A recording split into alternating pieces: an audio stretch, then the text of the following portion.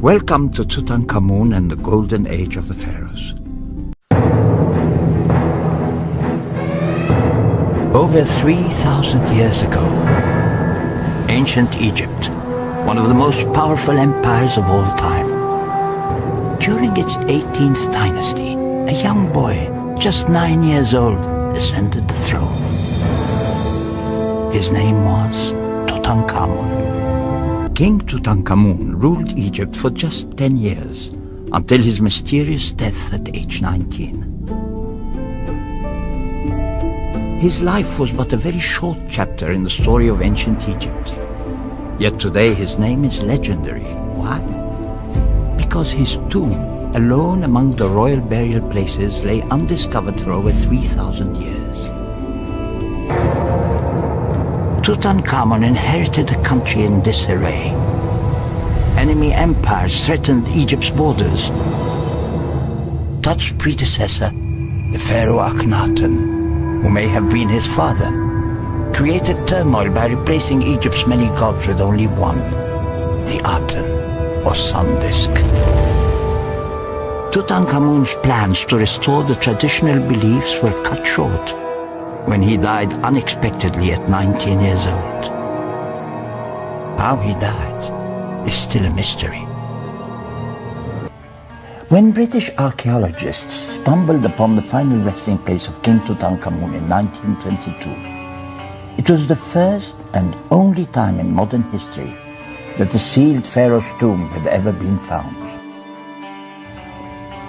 The treasures uncovered in the tomb's 4 chambers captivated the world. One room almost appeared like a wall of solid gold. There were games for the king to play, and things to help him in the afterlife, including ostrich feather fans to keep him cool. And one even shows the hunt the king led to secure the ostriches. Every item in the tomb displayed the skills of master craftsmen, refining their art to sublime levels, the better to serve their king on his journey into the afterlife. King Tutankhamun ruled Egypt for just 10 years, until his mysterious death at age 19. Yet today his name is legendary. Why? Because his tomb, alone among the royal burial places, lay undiscovered for over 3,000 years. In 1922, when it was reopened, many of its amazing treasures were found intact.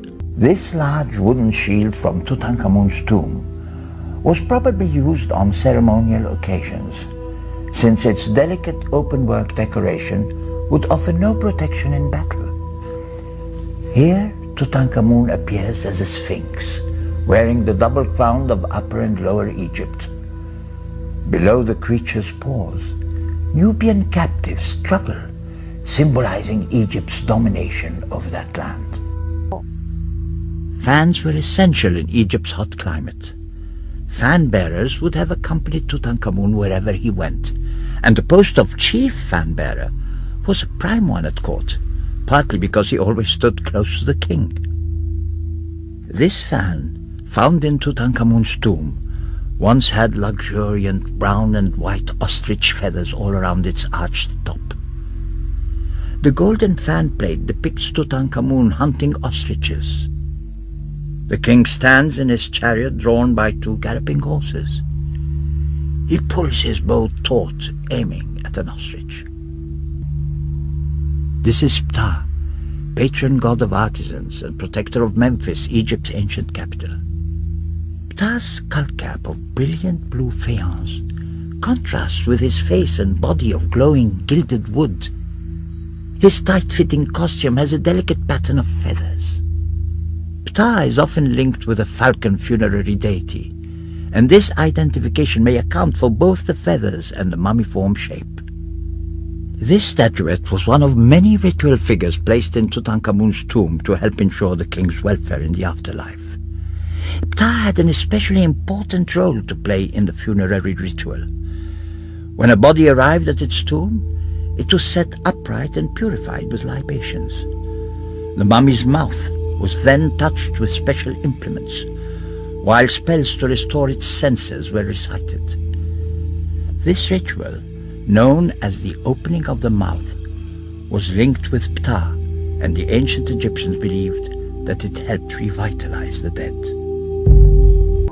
Look for the small ivory box in this case. It was used to play the ancient Egyptian games of Jah and Senet.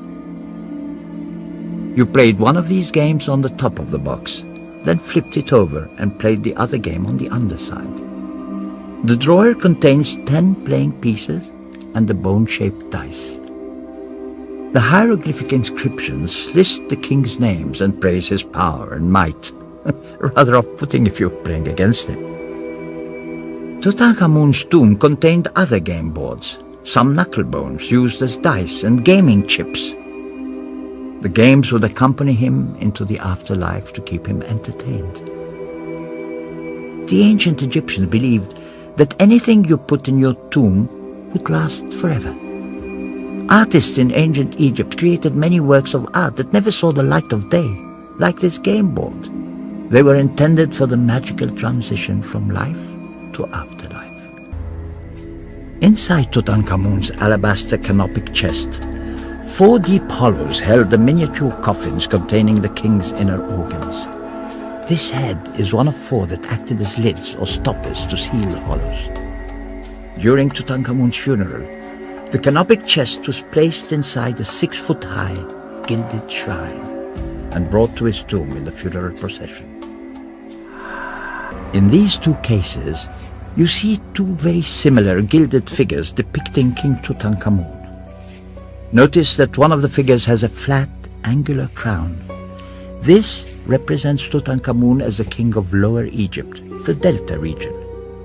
The other wears a different, more conical crown. This is Tutankhamun as the king of Upper Egypt, the Nile Valley. In both figures, he holds a flail, emblem of royal power, and a curved staff symbolizing the king's role as his people's shepherd. Both of these magnificent works of art are part of the treasury of objects found inside Tutankhamun's tomb. But it's strange that the faces do not look like other images of Tutankhamun. They were probably made for someone else, another ruler. Tutankhamun died suddenly at the age of 19, and his court was no doubt unprepared for his burial. His tomb itself is small, and was probably never intended for a king. But it had to make do, and the various objects placed within the tomb had to be hastily assembled to ensure his well-being in the afterlife. Look closely at the larger of the 2 masks in this case. At first, we might imagine this gold-leafed mask was simply a decorative item. But in fact, it is a miniature funerary mask made to cover the head of a 5-month-old fetus. The golden mask lay in one of 2 fetus coffins found in Tutankhamun's tomb. Both fetuses were female and were probably the offspring of Tutankhamun and his wife, Ankhesenamun. Tutankhamun married Ankhesenamun around the time he became king, when he was just 9 years old. Ankhesenamun was a little older. Like all Egyptian royal marriages, it was no doubt carefully arranged for political and dynastic reasons. Nevertheless, images of the royal couple seem to show a close and loving bond. The shrine's exterior is decorated with scenes depicting Ankhesenamun as a perfect wife and queen to Tutankhamun. She pays homage to her husband, hands him flowers and religious artifacts, participates in ritualized activities, and accompanies him hunting in the marches. In the treasury of Tutankhamun's tomb lay this chest containing earrings, amulets, and pectorals, and 2 pairs of the royal crook and flail that he would need for adornment in the afterlife. Every aspect of the chest celebrates Tutankhamun as king. For a start, it's made in the shape of a cartouche. This is an oval form with a short bar at its base, which often surrounded the king's name in inscriptions. The shape of the cartouche symbolized the sun's everlasting path around the world. The ancient Egyptians believed that their pharaohs reigned over all the earth, not just Egypt. The chest's lid is filled with oversized hieroglyphs against a gold leaf background. They spell out Tutankhamun, ruler of Upper Egyptian Heliopolis. Tutankhamun's name is made of 3 parts. Tut, meaning image.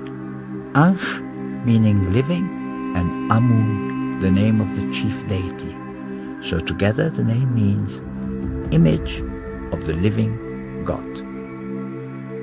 150 superb pieces of jewelry, amulets and other precious objects were carefully placed into the mummy wrappings that surrounded Tutankhamun's body. The golden dagger you see here was among them, found stuck into a golden girdle around his hips. The dagger, with bands of inlaid colored glass and granulated gold, is a masterpiece of the Egyptian goldsmith's art. Its ornate case is covered with an inlaid feather pattern and the head of a desert fox at the tip. Tutankhamun's mummified body rested within no less than 7 opulent cases, one placed inside another. The outermost layer, a gilded and inlaid wooden shrine, measured over 16 feet long and 9 feet high. Inside it were 3 more shrines, then a sarcophagus carved of golden-colored quartzite. Next came 3 mummy-shaped coffins, and then, finally, the mummy itself, its face covered by a mask of solid gold.